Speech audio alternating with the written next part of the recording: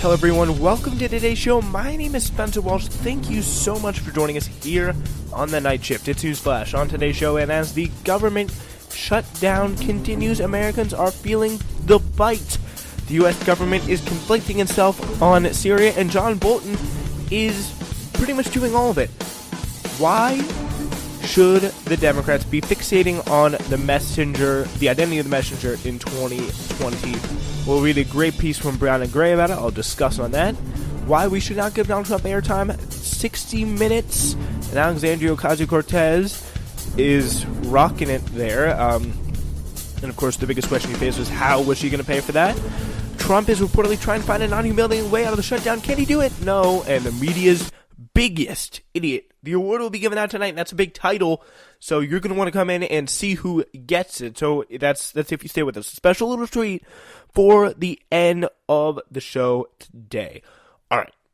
So that's all we got for you today, and it's a pretty crazy shutdown. And I mean, we've done reports on this for the past 3 weeks, probably about as long as it's gone on, and the same thing. I mean, there's no further talks seem to show any progress on the government shutdown, and that is the impasse we keep coming back to again and again and again. There seems to be no real way of any kind of real change happening on this issue because, again, as I've said, the situation remains. Both sides politically need to keep the fight going because their bases depend on it, like the morality depends on it for the Democrats at least.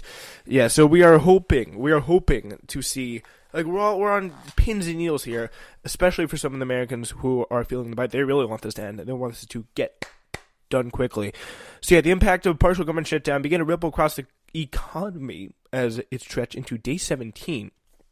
Now, with mortgage applications delayed, public companies unable to get approval to raise capital, and thousands of Secret Service agents expected to show up for work without pay. So yeah, now things are really getting serious, where the government's getting to a point where it's getting seriously without money, and it's gonna come to a point where I think what the Democrats are going to try to do right now, and we're actually seeing plans to put this forward, is kind of a way to fund each little part of the government little by little. And what that's going to do is really kind of help things along, speed things along, except for, obviously, the Border Patrol, which is the only part in dispute. Why should Americans still have to wait to get their mortgages if just some politicians are fighting in Border Patrol? That seems a little ridiculous. So, yeah, that part is properly funded, be nice.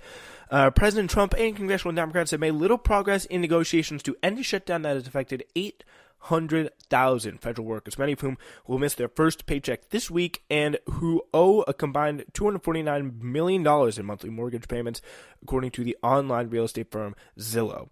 So the shutdown shows really no signs of ending soon, like barring any crazy little miracle that takes place.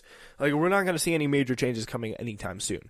So, yeah, Trump announcing that he would address the nation on Tuesday evening from the Oval Office to discuss what he called the crisis at the southern border, and the White House saying that he would travel to the border this week as part of a plan to persuade Americans of the need for the wall, the sticking point right now in negotiations for the Democrats. So yeah, that's a story that we're going to be discussing, and about who's going to give him airtime, what's going to be the position here. Should airtime be given to the president to pretty much spew lying hateful crap on air, which is what he's going to do. He's going to say, oh, the Middle Easterners are coming over. Like, and what I heard today on Twitter, and I don't want to go into much of this because this is one of the stories that we actually have planned today, so I don't want to go too much into it. But the main thing is, there is a little bit, it's a very interesting idea that I heard, which was have copies of speech to be distributed to the networks, and if they deem it truthful, they can either choose not, or untruthful, they can choose not to air it or kind of fact check it in the lower third graphics. So that's actually a very interesting idea that I heard. So yeah, give credit. I would give credit to whoever came up with that, but I do forget. So yes, it's a long day. Things happen, all right? So the standoff is beginning right now to inflict some pain on Americans whose lives are affected in one way or another by the federal government. It's already the second longest shutdown in history, behind the one that started in Bill Clinton's era, December 1995, and lasted 21 days. So yeah, I mean, honestly, this could break it. Like, this legitimately could break it. And I mean, it's an untenable situation. We have someone who's suffering from a mental disease, sometimes I feel like out there in the White House running the government with a bunch of people who aren't that much smarter surrounding him, and we are supposed to, again, find a way to get out of the situation. It's going to be tough. It's going to be tough. And, yeah, we just have to hope our government is not that incompetent yet. Yeah, so right now on Monday, Trump administration moved to soften the blow and prevent some of the taxpayer outrage by directing the IRS to issue tax refunds during the shutdown, reversing previous policy. While the decision will allow taxpayers to get their money, the IRS workers being called back from the furlough process to these refunds will not be paid until the shutdown ends. The effects of a prolonged shutdown have some Wall Street economists predicting a hit to the U.S. economy. At the moment, Bank of America Merrill Lynch economists say Monday that it had pushed them to a downgrade of their estimates for economic growth by 0.1%. So that's it's not a very big growth at all. It's not a very major drop, but that 0.1%. Which it's kind of, he's wiping out his own best part of his probably Trump's biggest accomplishments. So I was like, boy, look at the economy. But again, there's a lot of issues to be raised on Trump taking credit for the economy. The ramifications of your prolonged shutdown now, they're beginning to nerve both those inside and outside the federal government. Some private companies and charities that serve public employees are searching for ways to cushion the impact. The effects send from the president's inner circle to Wall Street all the way to farm country. So yeah, this is getting to a point now where everyone is worried. Virtually every employee with the Secret Service involved investigations, security, private division, which protects Trump and dozens of other current and former government officials and their families, is required to work during the shutdown, and 6,000 of the organization's roughly 7,000 employees will not be paid coming soon. The same is true of the Securities and Exchange Commission, which has come to a standstill with only extremely limited number of staff members able to respond to emergency situations. So the SEC is... So yeah, this is a perfect time to go commit some financial crimes if you're out there. Elon Musk, take Tesla private. Now's your moment. No, please don't. It's very scary when the SEC is out like that, and it's something that's it's a very, very important part of the. It's a very, very important part of the country, and it really gets us around what we do. So. Yeah, and so farmers who plan to apply for subsidies to help mitigate the effect of, and you do realize that didn't make a sense, but yeah, you get the idea. It's very important. So yeah, craft brewers cannot get approval from the ATF for new beer labels. The Commerce Department has stopped processing requests for auto suppliers and other manufacturing companies and seeking exemption from Trump's metal tariffs, leaving them uncertain over the price, so they will need to pay for key materials this year. Farmers who plan to apply for subsidies to help mitigate the effect of Trump's trade war must wait to get paid until the Agriculture Department's Farm Service Agency reopens. In neighborhoods across the country, as many as 39,000 federally backed mortgage applications have already been delayed because of reduced staffing in federal agencies, Zillow estimates. So yeah, I mean, it would be really nice if the government could get back open. That would be incredibly nice, let's just say. Yeah. So the earliest IRS statistics from 2018 show that 18 million individual tax returns had been filed by February 2nd. By that point, the IRS has issued more than 6 million refunds, so yeah, that's going to be a big problem. TSA is also really in trouble. Secret Service agents are going angry about the shutdown right now, according to several current and former agents. New York Times says Secret Service protects more than 42 people associated with Trump. 11 more than were given details during the Obama administration.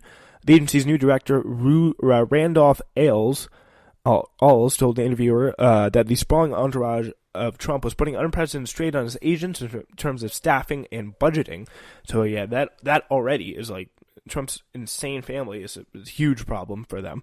So TSA, USAA, Navy Federal Credit Union they're all kind of offering a lot of financial aid to people affected, which is good. Federal Law Enforcement Officers Association are trying to help the Department of Homeland Security workers who need immediate help with limited pool cash. So there are people out there who are somewhat looking out for these people. But yeah, Secret Service not very happy. Donald Mihalek is they're asking you to put your life on the line and not paying you. So this is what he says. It's ridiculous. Donald Mihalek he said he's 49. He's a 20-year Secret Service veteran whose own retirement paper, interestingly enough, has not been processed because of the shutdown. So he's like, I need to get out of there. Yeah, morale is a serious issue, he said. It's an incredibly stressful job that requires your full attention. And if you're standing there thinking about your mortgage, your credit card bills, the fact that you're burning through your savings, you're distracted, and not able to give it 100%. That's a good point. And that's, again, it's not really too much to do. And the focus is just going to get worse and worse on all these politicians. It's going to be very, very tough. So, yeah, things really are not the same. There's a list of people affected by this. It's really, for them, you hope things get better very fast. Also, quickly, some interesting news coming from Syria at the moment, where we have John Bolton. He walked back to Syria statement. His disdain for debate helped produce it. He had to walk back the statement. He helped write on this front. So pretty much what happened is, Trump releases a statement, bunch of blowback, and then Bolton comes out and smooths out saying, okay, we're going to be in there until ICE is defeated, IS. And again, to me, this is a space to keep watching, because there's going to be a lot of stories on this. When are we going to leave Syria? When is going to be the appropriate time to leave Syria? And, I personally, I say leave Syria as soon as humanly possible, and as soon as we can secure the Kurds. And by the way, New York Times published recently a just hilarious op-ed from President Erdogan of Turkey. It's like, it was pretty much like, Trump is right on Syria. Turkey's got it covered. And the Kurds are like, because that's the problem. And I really don't think the Kurds deserve to be disbanded by us again. But I really don't think our government cares enough. That's the problem. Our government just does not care about protecting the Kurds in any single way. Yeah, so Bolton, though, he actually very interestingly had a lot to do this.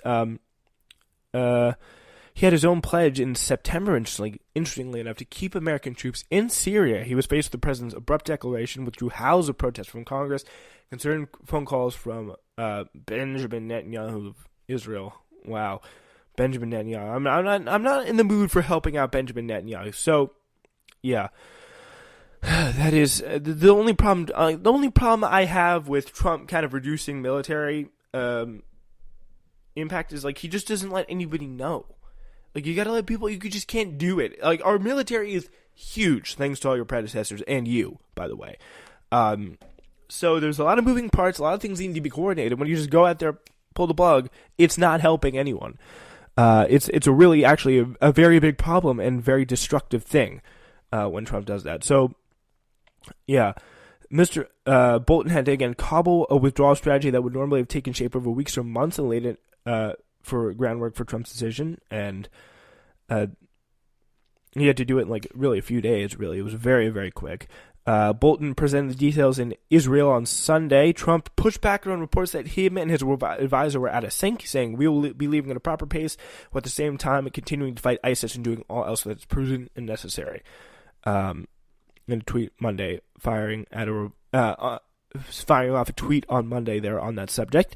Trump didn't repudiate his advisor. The daylight between the words captured a tricky path between Bolton. He's long been on the hawkish fringe of the Republican Party, now able to say, we can step back out there.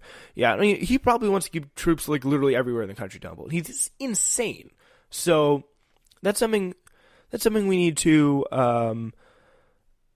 that's something we really need to understand. That he's insane. So we're going to need to come to that conclusion, hopefully sooner rather than later. And then, yeah, to me, my thought is just continually, please watch that space on that front. So, yeah.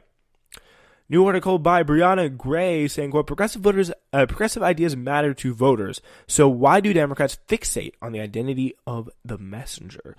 That's a very interesting situation. And I think it's something that, again, it kind of plays into the thing, identity politics. There's a certain sect of liberals who don't care about any policy issues. They just don't. They care about the person delivering it.